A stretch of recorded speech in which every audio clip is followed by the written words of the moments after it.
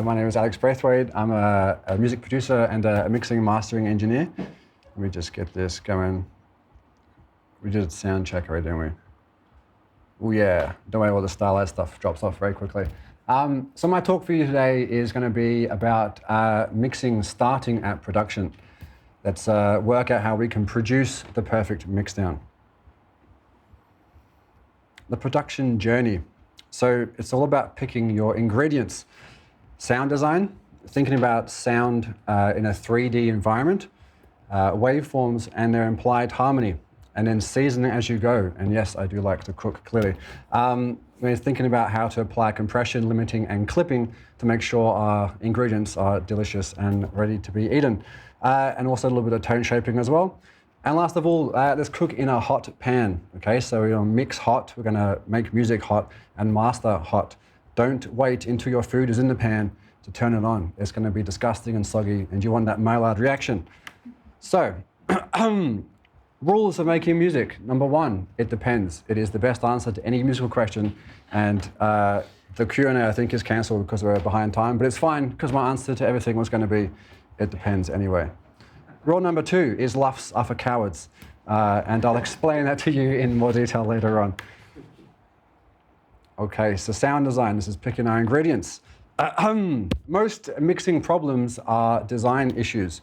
Let's not wait into the mixdown to fix our problems, okay? Think about this as preventative health care, all right? Go to the gym, eat your vegetables early, don't wait until you got diabetes. We are going to pick your ingredients wisely. Some of you may be familiar with this. This is the frequency spectrum. We hear from 20 to 20K. We should think about this as a palette from which to place all of our ingredients. Okay, let's not stack everything in the low end. A lot of people probably think about a bit like this already, but trying to think of instrumentation to place within the frequency range. Back in the day before they invented Pro Q4, they had the orchestra make instruments that naturally sat within certain registers. Okay, we weren't mixing the violins with multiband compression or anything like that. Everything sat beautifully in its own space, mixed naturally. Also, you should be thinking about sound in a 3D environment. It comes to us over time. Okay, so this is a waveform over time. We interpret waveforms and sound over time with amp envelopes, or thinking about it as ADSR, which is our attack, decay, sustain and release. We need to be utilizing these to make sure our sounds fit together over time as well. Perfect example would be if you've got a big bass, like a big reese bass or a naughty subline, don't start making also a naughty 808 kick to go with your big bass line, right? Two big tonal elements in the bass, you're gonna have a bad time. Think about pairing your kick, even putting your kick up in the frequency range. So pitching your kick upwards, making it short and tight, that's gonna hit really beautifully against your big bass line. I'll show an example of that in a second. So here we have a song I've mixed and mastered from one of my favorite clients of all time, Australia's What So Not. Here is a rough overview of the frequency range. And pay attention to this kind of area here, which is where Chris very wisely has placed his kick. A little tab out there. And here we go. Hopefully not too loud.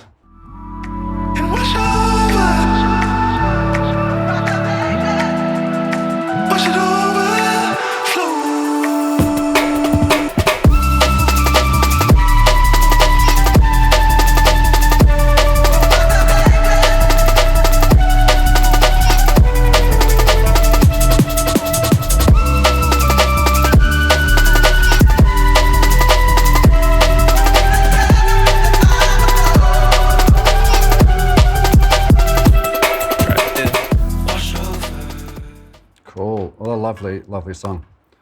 Produced perfectly, and it was an absolute pleasure to mix on it. Basically, everything sat in its right place as it was. Percussion sitting here. Melody is up in the high end in relation to the low end. Sub not fighting the kick at all. This mid kind of reese bass, heavily sidechain, drops away to let the kick come in. Everything is nice and easy. Should you be doing this to all of your music? What was rule number one? It depends. And I have another What's Not song. This one is with European bass producer Bunshin. And here is It Depends.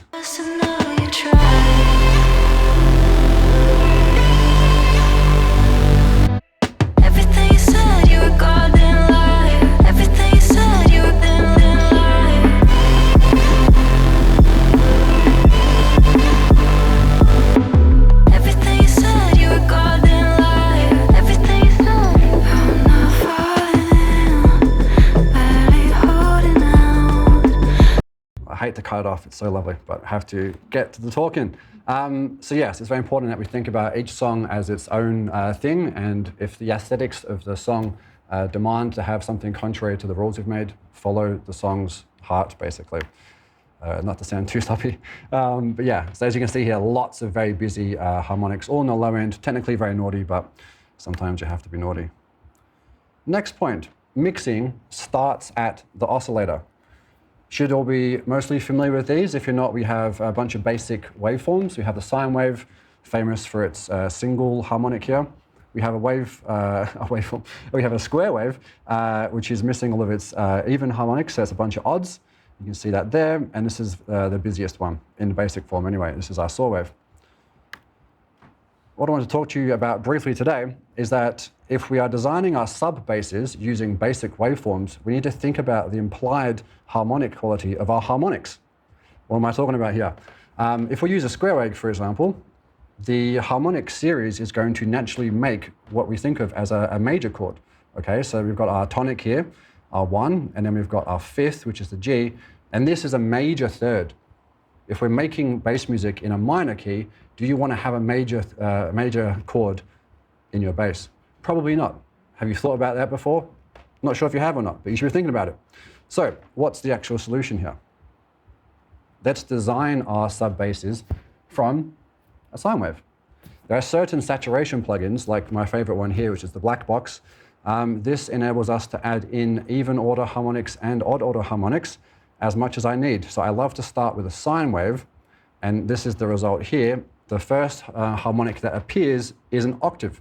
Okay, so beautiful to get a bit more tonal presence or audible tone in the sub. And the next one here is a G. Do we know what that one is relative to a C? It's going to be our power chord. It's the 5th, so it outlines the chord. It doesn't give it a keys implication, shall we say. Very nice stuff to build your subs with. I will quickly say, though, that becomes less important the higher up you go in the octaves. So as we start to get higher up, it becomes more of like a harmonic smearing effect, which is why you're probably like, well, hang on, I use supersaws, which are like all of the harmonics. Should that not be in key? And it's like, it doesn't actually matter. For this, it's more about in the low end, we're thinking about those kind of chords. Very important. Shameless music promo time. Take a look at my low end. Here we go. So unreleased music for me. I've been working on the last year or so, and check out the lows. Out in the dark and the stars ain't leading me home, wherever that is. All I know is that it's not here.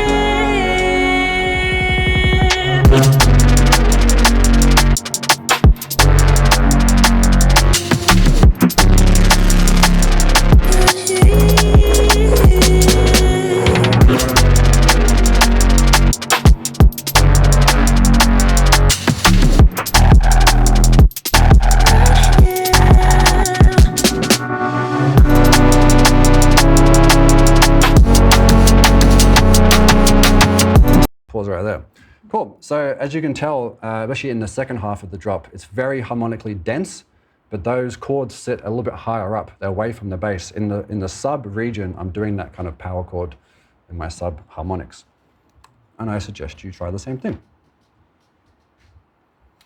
The process for loudness, this is the seasoning of your ingredients. Our flavors or our spices are going to be implemented with compression. So do we compress, limit, or clip, and then adding EQ. Here's the usual suspects. So we have a compressor, a limiter, and a clipper. What? That's the glue compressor. What are you talking about, Alex? Well, if you set up your glue compressor in such a manner, you can effectively turn it into a clipper. It's a very handy, free, amazingly good clipper. Generally speaking, now this is a depends situation, but think about compression as a way to deal in or hone in some not so naughty dynamic range. I'm kind of gently suggesting that you stop being so dynamic here. I do this a lot for like individual elements, especially tonal ones. Limiting is when the naughtiness is getting a little bit out of control, okay? It's like, you really need to settle down now, and I'm putting a very strong blanket here, and I'm saying you should not be more dynamic than this point. Also really good to put on your group. So compression, individual elements, layer those individual elements into groups, and then I bus process that with a limiter, okay? Clipping is very different. I want to clip specific types of sounds, and those are things that are very heavy in transients. Anything that's very high in peak audio. We'll touch on it in a moment, but understanding how to clip away unnecessary transients to bring up the body of the song is the key fundamental technique for making very, very loud music. If you want to make loud music, maybe you don't, and that's fine. The last little thing to think about is EQing. 20-something years I've been doing this, and it doesn't stop horrifying me how bright final music becomes versus my production session. No matter how much I think I've got it dialed in, I'll go and check a final master. I'm like, are you seriously that bright? This is insane, especially when it comes to modern dance music and especially drum and bass, which is what I make. So start applying your EQ early on in your sound design stage, and you'll hear what the synth you're designing sounds like at its like correct tonal balance, we'll call it, right? Don't do it at the end. It sounds really, really horrible. You start putting 5, 10 dB of a shelf EQ on your synth, you're like, what? So design it with that in mind. Last concept, mixing hot. Preheat your pans, guys. Do not cook wet, soggy, disgusting food. It's important we take a look at two very special things here, which is peak versus RMS. And also LUFS. What are LUFS? LUFS of cowards. But why? Okay, LUFS are actually incredibly useful, but they're not important or not needed for me when I want to monitor the impact of loud dance music. Very big separation we should be thinking about here. Too much LUF talk seeps into dance music production. I don't care about LUFs at all, and I don't think you should either. We want to understand how to bring up the mass, okay? The body of the song needs to be loud, so it pushes air out of speakers at you, and it smacks you in the chest when you're at a club or a festival. You want to feel that, okay? LUFs are not going to tell you that. You can make very high LUFs by just putting a shelf EQ up, right? It's going to sound disgusting. More own music time. So here is a bit of one of my songs. Let's take a listen here. And we'll pretend that this bus is like the master channel. Okay, what's going on over here? Very naughty, right? So, let me just quickly, so I can talk. I want to try and get rid of those peaks coming up. And they don't scare me at all because, and I'll turn it back up again so you can see it relative, the RMS that we were looking at before, now that's this bit versus the peak, the RMS is sitting way beneath 0. Okay, so I'm very happy with it. It's going to get louder now. So here's our peak audio, jumping way above at times. And I want to clip that off. Problem solved. Does it sound any different at all? Not really. Once I've clipped off those naughty transients, I am now free to bring up my body of the sound, or the RMS, closer to 0. It's going to make the song comfortably and naturally sit a lot louder, and it shouldn't distort. But I'll listen now for it to make sure. And this is how we make loud dance music. Okay, so about -6 RMS, I'm going to comfortably push that up to 200 dBs.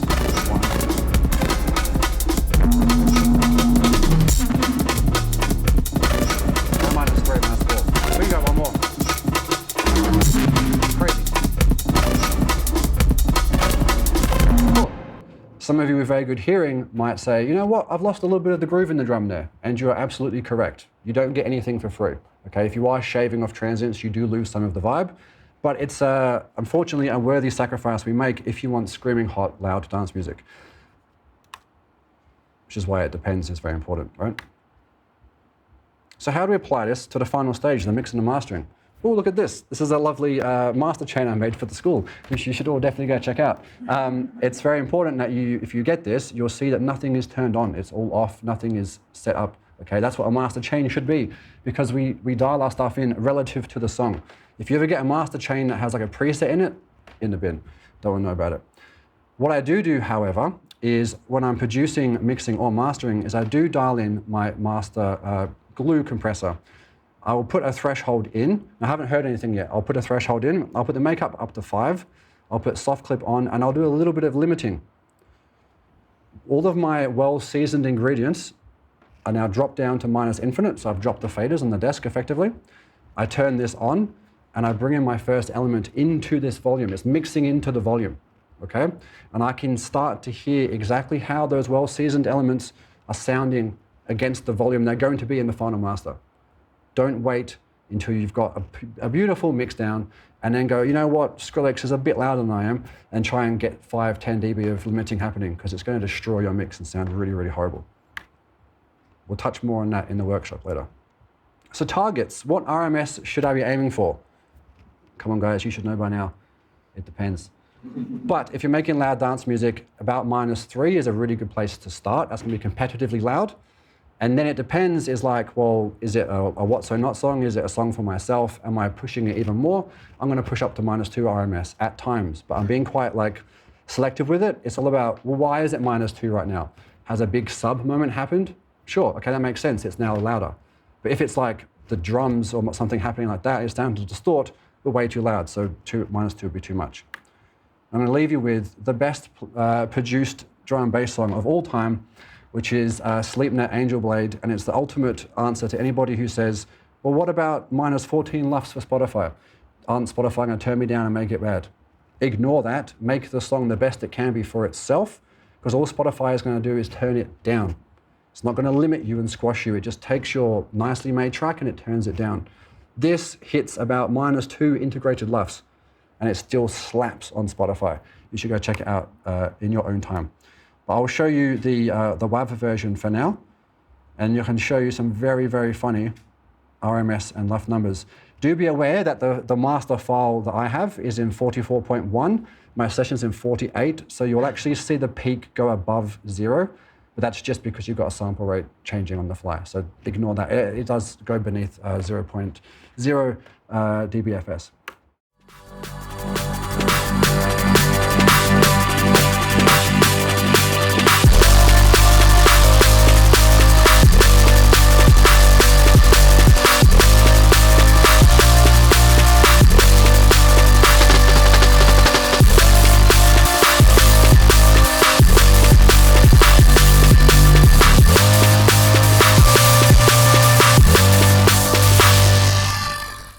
Cool, right? He has basically produced a square wave, but still sounds great, right? So yeah, that's why you should ignore LUFS, RMS, and peak as your friends. And there we go. The production journey. Remember, pick your ingredients wisely, season as you go, and put them in a screaming hot pan. Thank you very much.